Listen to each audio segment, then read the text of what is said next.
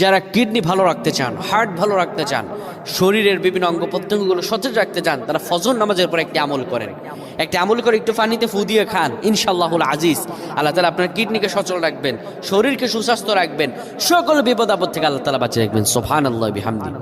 যারা কিডনিকে ভালো রাখতে চান, শরীরকে সুস্বাস্থ্য রাখতে চান, বিশ্বনবী মুহাম্মদুর রাসূলুল্লাহ পবিত্র কোরআনুল কারীমের একটি সূরাকে সাজেস্ট করেন, যেই সূরাটিকে বলা হয় উম্মুল কোরআন, কোরআনের মা। সেই সূরাটির নাম আর কিছু নয়, সূরাতুল ফাতিহা। 7 বার পরে ফজর নামাজের পরে 7 বার পাঠ করে পানিতে ফু দেবেন। পানিতে ফু দেওয়ার সঙ্গে সঙ্গে আমার আল্লাহ রব্বুল আলামিন আপনার পানির মধ্যে এত শক্তি দান করবেন, আল্লাহ যাবতীয় সমস্যাগুলো দূর করে দিবেন। কোনো সমস্যা আপনার থাকবে না, কিডনি সচল থাকবে, অসুস্থতা, বিমার, আমার বালা মুসিবত থেকে আল্লাহ তাআলা বাঁচাবেন। এত